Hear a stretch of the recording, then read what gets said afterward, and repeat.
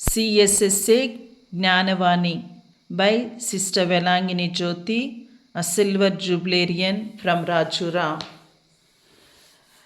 ప్రియ క్రైస్తవ సహోదరి సహోదరులారా, ఇక్కడ చిన్నారి బాలయేసును మనం చూస్తూ ఉన్నాము.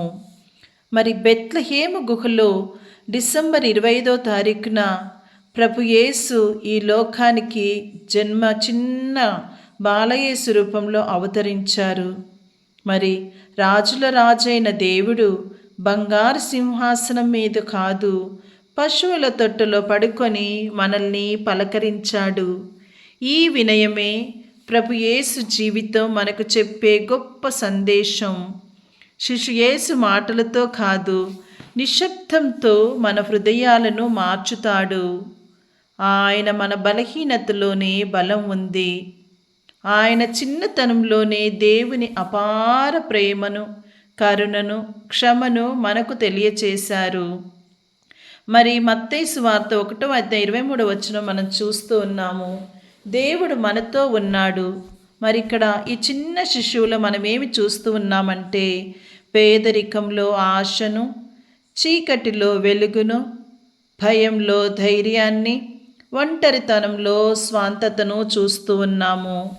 శిశు యేసు మనకు నేర్పేది ఏమిటంటే, ప్రియ సహోదరులారా, దేవుని రాజ్యం గొప్పతనంలో కాదు, సాదాసీద హృదయంలో ప్రారంభమవుతుంది.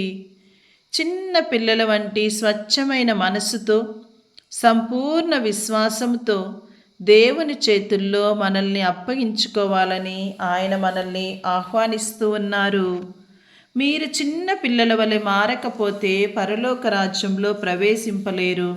మత్తయి సువార్త 18:3. మరి ఈరోజు శిశు యేసు మన జీవితాల్లో పుట్టాలంటే మన గర్వాన్ని విడిచిపెట్టాలి, మన హృదయాన్ని వినయంతో నింపాలి, మన జీవితాన్ని ప్రేమ, శాంతి, సేవలతో అలంకరించాలి. మరి ప్రియ సహోదరులారా, వాక్యాన్ని వింటూ ఉన్నటువంటి జ్ఞానవాణి స్తోత్రారా, మరి ఒక చిన్న ప్రార్థన చేసుకుందాము. నా ప్రియమైన శిశు యేసు, నా హృదయంలో నివసించు, నా గర్వాన్ని వినయంగా మార్చు, నా భయాన్ని విశ్వాసంగా మార్చు, నా జీవితాన్ని నీ ప్రేమతో వెలిగించు. ఆమెన్. దయచేసి ఈ యొక్క జ్ఞానవాణిని వినుచున్న సహోదరులారా, నా యొక్క ఛానల్ను సబ్స్క్రైబ్ చేసి మీ యొక్క సపోర్టును అందించవలసిందిగా మీ అందరినీ హృదయపూర్వకంగా మనవి చేస్తూ ఉన్నాను. ఆమెన్.